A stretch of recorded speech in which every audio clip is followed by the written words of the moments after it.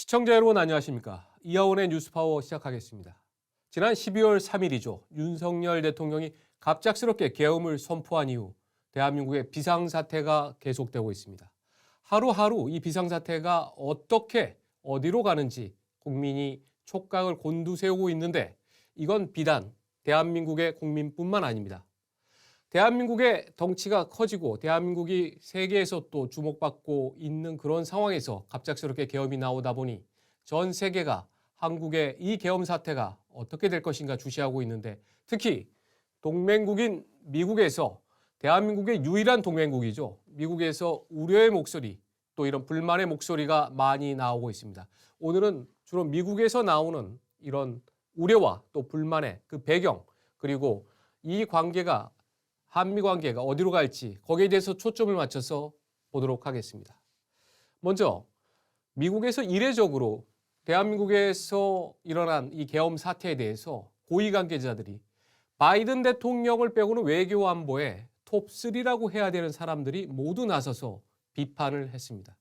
가장 먼저는 지금 여러분들 보시는 것처럼 커트 캠벨 국무부 부장관이죠. 이 계엄 사태가 위법적이고 그리고 심각한 오판을 했다. 윤 대통령이 이렇게 지적을 했습니다.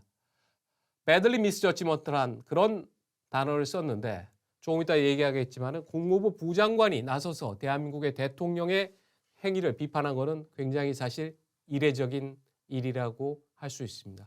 1987년 대한민국이 민주화된 이후에 국무부 부장관급에서 대한민국의 대통령을 이렇게 직설적으로 비판한 것은 처음 있는 일입니다.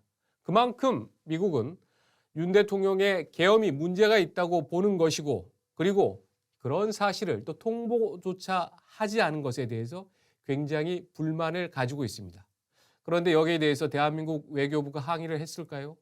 겨우 미국 국무부의 부장관급에서 대한민국의 대통령을 비판은 이렇게 했는데 전혀 거기에 대해서는 불평이나 또 거기에 대해서 항의를 못했습니다. 그건 윤석열 대통령이 헌법을 어겨가면서 계엄을 했다라는 그런 공감대가 대한민국 외교부에도 있기 때문입니다.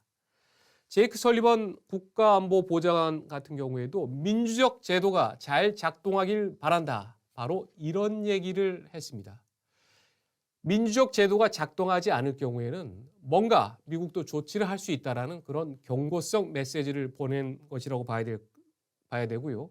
그리고 토니 블링컨 국무장관도 법치화 그리고 평화적 해결을 강조했습니다. 그러면 여기서 커트 캠벨이라는 사람이 도대체 어떤 사람이냐? 미국 국무부 부장관이 대한민국의 대통령에 대해서 심각한 위법 행위를 했다. 이렇게 비판을 했는데 캠벨 부차관보는 제가 워싱턴에서 특파원을 할 때부터 벌써 한 15, 16년째 알고 지내오던 또 그런 사람인데 캠벨 부장관 같은 경우에는 국무부가 아니라 먼저 국방부에서 공무원 생활을 시작을 했습니다.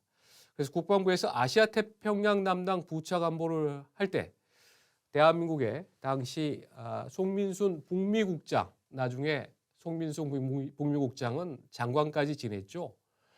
한미 방위비 분담 협상이라든가 이런 자리에서도 많이 만나고 하는 그런 사이였습니다. 그래서 당시 주한미군의 이 분담금 문제를 어떻게 처리할 건가 이렇게 논의한 적도 있고요. 그리고 버락 오바마 대통령이 당선되고 나서 2009년에 미국의 오바마 행정부가 출범하고 나서는 국무부의 아시아 태평양 담당 차관보를 맡습니다. 흔히 우리는 아태 차관보라고 불리는 대한민국에서는 사실 국무부에서는 급이 그렇게 높지는 않습니다만 대한민국과 관련된 직결된 문제에서는 청문회를 또 통과해야 하는 자리이기 때문에 상당히 중요한 포스트입니다. 그때부터 캠벨이 많이 대한민국에도 알려졌다고 할 수 있습니다.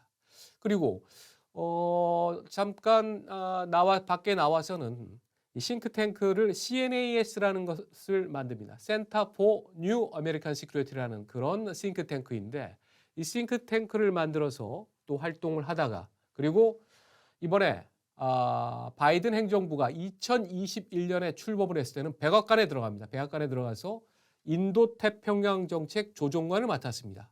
그래서 이 사람이 인도태평양 정책 조종관을 맡고 아시아 정책을 총괄하면서 아시아 짜르라는 이름으로 불렸는데 윤석열 대통령에 대해서는 굉장히 높은 평가를 하고 있었습니다. 어느 정도였느냐고요? 바로 이렇게 노벨 평화상에 올해 4월 발언인데 윤석열 대통령하고 기시다 총리를 사실상 공개 추천을 했습니다. 윤석열 대통령이 작년 3월이죠. 이렇게 징용 배상 문제로 한일 관계가 상당히 어려운 상태에 있는데 이거를 대한민국 정부가 제3자 변제안이라는 걸 내서 관계를 정상화시키고 바로 이게 계기가 돼서 작년 8월에 캠프 데이비드에서 역사적인 한중일 3국 정상회의가 열립니다. 이걸 계기로 해서 여러 가지 일들이 한미일 3국 간에 만들어지고 또 구축이 됐는데 바로 이런 것 때문에 캠벨 같은 경우에는 한일 두 정상이 매우 어려운 역사적 문제를 극복하려는 결단이 놀랍다. 그래서 누가 국제무대에서 엄청난 변화를 가져온 노벨 평화상 수상 자격이 있느냐고 묻는다면 두 정상이 공동 수상해야 한다. 이렇게까지 얘기를 했었습니다.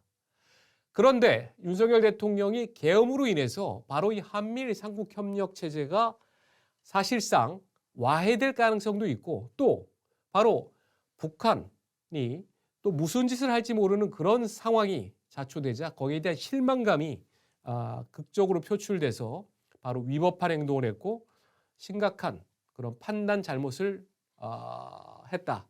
그렇게 비판했다고 할 수 있습니다. 미국의 경우에는 지금 우크라이나 전쟁이 진행되고 있죠. 러시아가 우크라이나를 침공한 전쟁.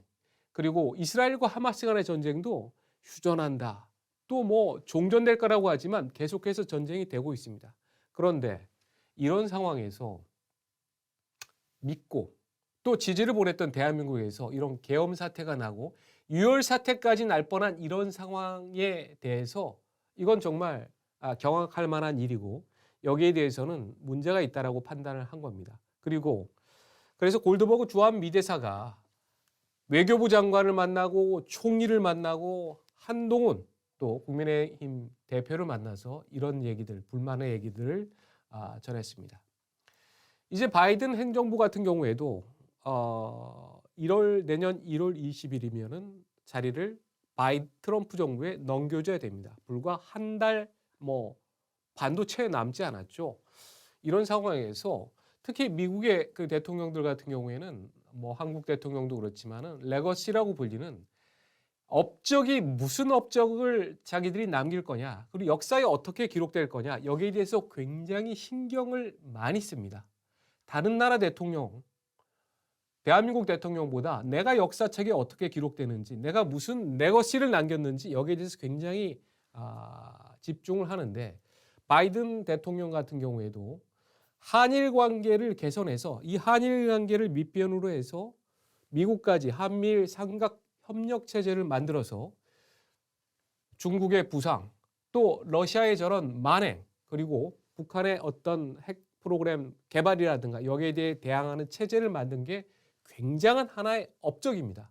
그래서 바이든 대통령 같은 경우에는 작년 8월에 캠프 데이비드에서 바로 삼국 정상회의도 열고 그리고 불과 지난달이죠. 페루에서 G7 회의가 열렸을 때 퇴임하느라 자기도 무지하게 바이든 대통령도 바쁜 상황에서도 거기에서 한미일 3국 정상회의를 바로 개최했습니다. 그런데 바이든 대통령 같은 경우에는 어떻습니까? 본인도 물론하지만 삼국 협력 체제가 윤석열 대통령이 문제를 일으키기 전에 일본의 이시바 총리가 여러 가지 지금 현재 흔들리는 그런 모습을 보여주고 있습니다. 중의원을 해산하고 또 총선을 했는데 자민당의 의석이 대폭 깎여서 공명당 말고도 지금은 국민당이라고 하는 또 정당까지 합쳐서 결국 그 전국을 운영해야만 할 정도로 패배를 했습니다. 그래서 일본도 흔들리고 또 한국도 흔들리고 있는 이런 상황에 대해서 바이든 대통령 같은 경우에는 굉장한 어떤 불만이 있고 우려가 있는 그런 상황이었습니다. 그래서 이렇게 윤석열 대통령의 또 계엄 사태나 여기에 대해서 뭐 물론 한국이 이 계엄 사태로 인해서 동북아가 불안해지는 그런 것도 있지만 본인의 이런 업적 자체가 흔들리는 것에 대해서도 굉장히 우려를 했던 겁니다. 지금 사진은 작년 8월에 캠프 데이비드에서 3명이 윤석열 그리고 바이든, 기시다 총리죠. 기시다 총리, 이시바 총리 바로 직전에 총리인데 이 웃고 있던 이 모습의 이 사진이 아주 옛날 사진처럼 지금 느껴지지 않습니까? 지금 이렇게 우호적이고 그다음에 미국의 대통령이 자기신의 별장으로 초청을 해서 이룩했던 한미일 삼국협력 체제가 과연 그대로 갈 것인가? 여기에 대해서는 저를 포함해서 아마도 많은 시청자들이 좀 불안해하는 그러한 시선을 갖고 있지 않을까라고 생각이 됩니다. 한미일 삼국의 캠프 데이비드 선언은 제가 여기에 지금 정리해 놓은 것처럼 상당히 중요한 역할들을 많이 명기를 해놨고 특히 한국으로서는 한미 핵 협의 그룹을 신설을 해서 물론 이게 대한민국의 핵무장 하는 것보다는 어떤 정도가 낮지만 그래도 미국에서 어떤 유사시에 핵을 사용할 수 있고 그리고 그 핵을 사용하는 것과 관련해서 대한민국과 같이 논의하겠다는 그런 협의 그룹을 만들었던 겁니다. 바이든 같은 경우에는 한미일 삼국 협력에 대해서 역대 미국 대통령 중에서는 아마 가장 큰 관심을 가지고 있었습니다. 이런 경우도 있었습니다. 바이든 대통령이 부통령 시절인데 2016년 7월에 하와이에서 한미일 3국 차관 회의가 열린다는 것을 우연히 알게 됐습니다. 본인은 하와이에 다른 일로 출장을 가게 됐는데 마침 거기에서 한미일 3국 협력 차관 회의가 열린다는 것을 알고서 자기 일정을 바꿉니다. 일정을 바꿔서 내가 꼭 여기에 참석하고 싶다고 해서 그 자리에 가서 한미일 3국의 중요성을 또 얘기하고요. 그 전에는 한국에 와서 연세대학교에서 강연을 했을 때가 있는데 그때도 한미일 3국의 협력의 중요성을 얘기를 했었습니다. 한미일 이렇게 협력 시대가 구축될 수도 있고 또 지금까지 그렇게 분위기를 잘 만들어 왔는데 윤석열 대통령이 아마도 이번 주 바로 뭐 내일이죠. 14일 탄핵될 가능성이 많이 또 거론되고 있는데 탄핵되거나 그러지 않으면 적어도 한국에서만큼은 2년 반 정도는 충분히 어떤 이상 없이 트럼프가 들어서더라도 갈 수 있었다는 그런 판단을 또 바이든 정부에서는 하지 않았나 싶습니다. 그래서 트럼프의 집권이 지금 바이든 행정부가 물러난 이후에도 만약에 윤석열 대통령이 이번에 계엄을 사태를 일으키지 않았다라면 저는 조심스럽게 트럼프하고도 좀 배짱이 맞는 것 아닌가 그런 생각을 해봤습니다. 왜냐하면 윤석열 대통령이나 트럼프나 두 사람 다 모두 뭐라 그럴까 정치계에서 커온 사람이 정계에서 커온 사람이 아니고 아웃사이더죠. 아웃사이드에서 들어왔다는 그런 또 공통점이 있고 두 사람 다 격식을 좀 따지지 않는 그런 분위기입니다. 윤 대통령도 그렇고 또 트럼프도 그렇고 또 그런 점에서 일치하고 그리고 윤 대통령 같은 경우에는 이 개인적으로 미국이란 나라의 어떤 가치 그리고 미국의 문화를 상당히 좋아하고 그런 모습을 그런 뭐 배경이 있었기 때문에 바이든 행정부에서 바로 백악관에 가서 아메리칸 파이를 뭐 불렀던 것 아닌가요? 그런데 윤석열 대통령이 본인이 이 어리석은 판단으로 그런 한미일 삼국 협력 체제를 또 지속하고 또 미국하고의 관계를 더 좋게 할 수 있는 또 그런 기회를 놓쳐버린 것은 정말 이거 뭐라고 얘기를 해야 될지 모르겠어요. 정말 안타까운 일입니다. 그리고 지금 윤 대통령의 이런 계엄 사태로 인해서 트럼프 행정부에 제가 이제 들은 얘기는 트럼프 행정부와 트럼프 대통령이 마로라고에 주로 머물고 있으면서 나는 취임하기 전에는 이제 다른 나라 대통령이나 정상을 안 만난다고 했는데 벌써 뭐 예배가 나오지 않았습니까? 캐나다의 트리도 총리 같은 경우가를 만나고 싶다 하니까 불러서 뭐 얘기도 하고 관세도 하고 뭐 물론 또 그러고 나서 트리도 총리를 아니 뭐 캐나다가 미국의 연방에 편입되는 건 어떠냐. 또 나중에는 트리도 총리를 보고서 이 캐나다 주의 어떤 뭐 주지사라는 또 그런 거버너라고 또 부르기로 한 그런 아주 모욕적인 발언까지도 했습니다만 트럼프 측하고의 이 물밑에서 이루어지던 것도 모든 게 스톱되고 말았습니다. 아니 뭐 트럼프로서도 계엄을 일으켜서 문제를 일으킨 대통령을 아마 만나고 싶었을까요? 저는 그렇지는 않다고 생각을 합니다. 윤 대통령이 아무리 야당에 대해서 불만이 많고 이런저런 또 통치행위에 하는데 문제가 있었다라고는 합니다만 그러나 군대를 동원해서 문제를 해결하려고 한다는 데는 대한민국의 국민이 대부분 상당수 정말 절대적으로 동의를 하지 않는 것 같습니다. 그런데 지금 여러 가지 문제가 윤석열 대통령의 계엄으로 인한 비상사태에서 나오고 있는데 지금 야당이 만들어서 처음에 1차 제출한 탄핵소추안 같은 경우에 이건 정말 미국하고 일본 국제사회가 깜짝 놀랄 만한 내용들이 들어가 있습니다.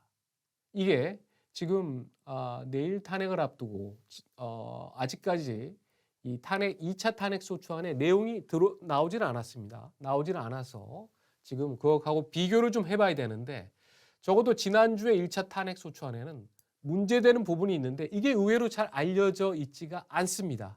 그래서 조선일보는 오늘자에 이런 부분이 좀 문제가 됐기 때문에 삭제될 것이다. 이제 이렇게 일단 보도를 했습니다만 실제로 문화는 좀 봐야 됩니다.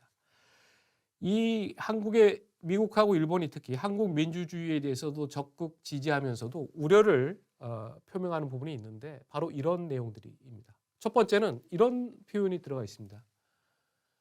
소위 이제 균형자론의 좌파 정부에서 주장했던 내용이 그대로 들어가 있는데 소위 가치 외교라는 미명하에 지정학적 균형을 도외시한 채 북한과 중국, 러시아를 적대시했다. 이게 탄핵의 사유에 지금 하나로 들어가 있습니다. 여기에서 얘기한 이 지정학적 균형은 여러 가지 얘기로 하지만 윤석열 정부에서 이제 얘기하고 있는 가치 외교라든가 이런 것들을 전면적으로 부인하고 나서면서 반박하는 건데 윤석열 대통령은 그동안 이런 얘기를 좀 해왔습니다. 자유진영과 권위주의 진영의 블록화, 또 자유민주주의 헌법적 가치를 공유하는 국가들끼리 연대를 이루어지는 상황에서 가치 외교가 필요하다. 윤석열 대통령과 그 측근들이 이와 비슷한 유의 얘기를 많이 해왔습니다. 그래서 한일 관계를 정상화하면서 한미일 삼각협력 체제의 고도화를 시도를 했습니다. 그런데 바로 이제 이런 거에 대해서 지금 이 책은 변방에서 중심으로라고 문재인 대통령이 그 외교안보 회고록 여러 가지 자화자찬과 또 약간 아전인수격인 내용도 많아서 문제가 됐던 건데 여기에서 이제 이렇게 보면은 균형 외교를 한미동맹 약화로 왜곡하는 사람들이 있다는 질문에 균형 외교는 가장 중요한 국가 생존 전략이라고 이렇게 주장을 합니다. 그리고 노무현 정부 때는 동북아 균형자론이라는 걸 내세워서 미국과 이제 갈등을 일으켰습니다. 쉽게 말하면 좌파 정부 같은 경우에는 미국하고 지금 민주당에서는 중국 사이에서 한 가운데 서서 균형을 잡아야 된다. 그리고 그 사이에서 우리가 무슨 역할을 해야 된다라고 좀 얘기를 하고 있습니다. 그런데 한번 보십시오. 한국하고 미국은 어떤 관계입니까? 동맹입니다. 동맹은 무슨 뜻입니까?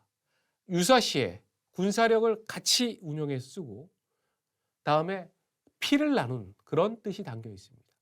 1953년에 한미동맹이 만들어진 이후에 미국이 6.25 김일성의 동족살해 남침 전쟁에서 와서 4만여 명, 5만여 명의 미국 군인이 들어가면서 피로 만들어진 동맹이고, 그리고 대한민국이 여기까지 오는데 미국이 한 역할을 뭐 굳이 얘기할 필요는 없을 겁니다.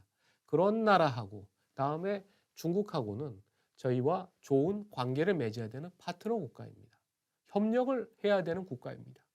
그런데 그런 나라하고 동등하게 놓고서 균형 외교를 한다라는 게 과연 이게 대한민국이 나아갈 방향인지, 또 그렇게 한다고 해서 중국이 참 예쁘다 예쁘다라고 해서 우리한테 잘해줄 것인지는 문재인 정부 때 분명히 드러나지 않았습니까? 문재인 정부가 그렇게 균형 외교 외치면서 베이징 가서 정상회담도 하고 하는데 혼밥을 먹게 하는 그런 결례를, 무례를 저지르지 않았습니까?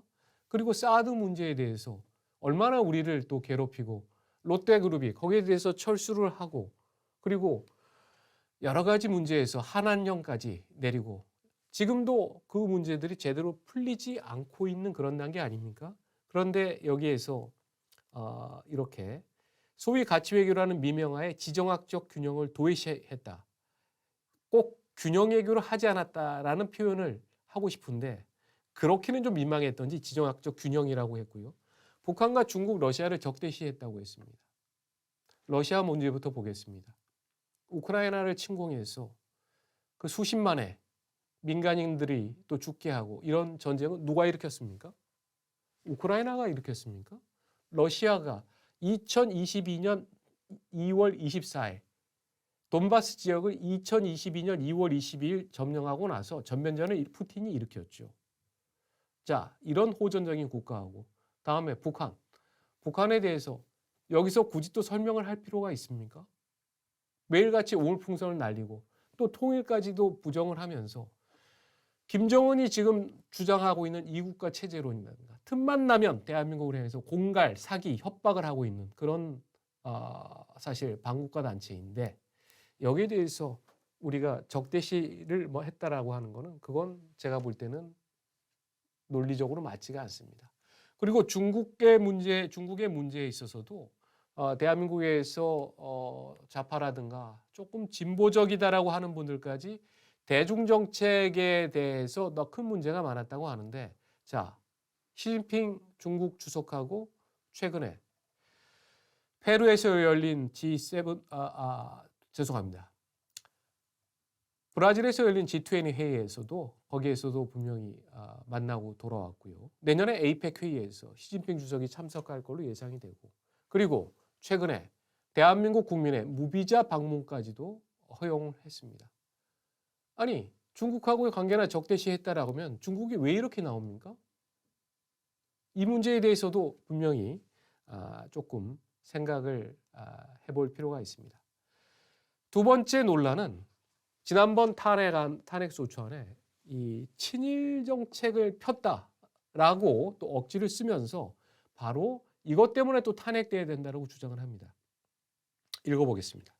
일본 중심의 기이한 외교 정책을 고집하며 일본에 경도된 인사를 주요 직위에 임명하는 등의 정책을 펼침으로써 일본 중심의 기이한 외교 정책, 어떤 게 과연 기이하다는 건지, 대한민국 국민이 일본에 마음껏 가서 본인이 하고 싶은 쇼핑도 하고 또 거기 일본 사람도 만날 수 있도록 그런 조치를 취했는데 이게 기이하다라고 하면 윤석열 대통령이 취했던 물론 윤석열 대통령의 계엄이라든가 이런 것들에 대해서는 전혀 공감을 하지 않고 반대하는 입장입니다만, 그러나 그 제3자 변제안을 내놓아서 한일 관계를 또한 정상화시킨 부분은 분명히 평가될 부분이 있다고 생각합니다. 여기에 대해서 반대는 할 수가 분명히 있습니다만, 그러나 일본의 경도된 인사를 주요 직위에 임명했다. 대한민국에서 일본을 하고 어떻게든 잘 지내서 대한민국의 이익을 증진시켜야 된다. 이런 사람들이 이제 지일파들인데 이런 사람들을 친일파로 몰아서 대한민국의 장래가 있겠습니까? 이 탄핵소추안이 발의되고 할 즈음에 제가 일본 정치 또 일본학을 공부한 사람들하고 모임과 세미나가 있어서 거기에 갔었는데 그분들이 이런 얘기를 모르고 있다가 사실 경악을 했습니다. 그럼 가서 일본을 가서 공부를 하고 일본하고 친화적하고 하고 일본 소설을 번역하고 일본의 여러 가지 음식을 좋아하는 사람들 이런 사람들을 지금 다 친일로 몰고 있는 이건 좀 너무 문제가 나가도 많이 있다고 생각을 합니다. 이런 문구가 오늘 발의된 또 탄핵소추안에 있다라면 그건 아마 정말 더 큰 문제가 될 겁니다. 바로 이 우호적 한일 관계의 필요성을 제가 지금 얘기를 하고 있는데요. 일본이란 나라가 과거 문제, 이번에 사도광산 문제에 대해서도 일본이 취한 행동에 대해서는 전 동의하지 않습니다. 하지만 현재 상황을 보면 일본을 인도 태평양 정책에서 이런 정책을 아베 신조 전 총리가 2006년에 고안을 했고 이거를 트럼프 대통령에게 제안을 해서 만든 걸 지금 활용을 하고 있습니다. 그건 무슨 얘기냐? 바로 일본이 인도 태평양 정책의 어떤 실질적인 사무국 역할을 하면서 이런 여러 가지 의제를 이끌어가는 부분이 있습니다. 그럼 우리가 이런데 어떻게 해야 됩니까? 여기에 대해서 아주 동떨어져서 문재인 정부가 했던 것처럼 그거는 뭐 우리가 할 수 있는 문제가 아닌 그건 해서는 안 된다라고 이렇게 해야 됩니까? 우리가 오히려 적극적으로 일본을 활용을 해서 우리의 이익을 찾는 게 그게 대한민국 국익에 맞는 것 아니겠습니까? 바로 이런 문제 때문에 일본에 대해서 할 말을 할 때 반일 정책을 취해야 할 때는 분명히 취해야 될 때가 있습니다. 그런데 그걸 맨날 이 무슨 조자룡 헝칼 쓰듯이 한다고 하면 그건 효과를 갖지 못합니다. 그리고 이런 문구도 있습니다. 동북아에서 고립을 자초하고 전쟁의 위기를 촉발시켜 국가안보와 국민보호 의무를 내팽개쳐왔다. 전쟁의 위기를 촉발시켰다라는 부분에 이게 과연 정확한 상황 인식인지 모르겠습니다. 북한의 어떤 적대적 행위라든가 계속 여기에 대해서 반발하면서 물론 북한하고 어떻게든 김정은을 설득을 해서 조금 대화도 하고 그랬다면 참 좋았다라고 저도 생각을 합니다. 그런데 지금의 위기를 지금의 이 어떤 세계적으로 진행되고 있는 국면에서 북한이 러시아하고 조금 더 가까이 가기 위해서 여러 가지 일을 하면서 우크라이나에 1만여 명이 넘게 파병을 하고 또 무기까지 보내고 이렇게 적대적으로 만드는 상황인데 이러한 상황까지를 완전히 본말이 전도되게 해서 대한민국 정부가 전쟁 위기를 촉발시켰다라고 하는 건 이건 너무나 많이 나가도 많이 나간 상황이 아닐 수 없습니다. 그래서 민주당에서 당이 과연 지금 현재 이제 비상사태가 이렇게 되고 또 탄핵이 헌법재판소에서도 인용이 된다면 민주당이 정권을 잡을 가능성이 큰데 바로 이런 여러 가지 이유 때문에 탄핵소추 안에 들어가 있는 이런 외교안보적인 이유 때문에 불안해하는 국민들이 있다는 사실을 분명히 알아야 될 겁니다. 또 미국하고 일본에서도 한국의 민주당의 이런 정책, 탄핵소추 안에 굳이 이런 것까지 껴넣는 부분에 대해서 우려하고 있다는 사실을 좀 알면 좋겠습니다. 대한민국의 윤석열 대통령의 잘못된 계엄으로 인한 이 비상사태가 조속히 안정이 되고 또 대한민국의 외교 안보도 좀 제대로 가보기를 희망하면서 이영원의 뉴스파워 오늘은 여기까지 진행하겠습니다. 고맙습니다.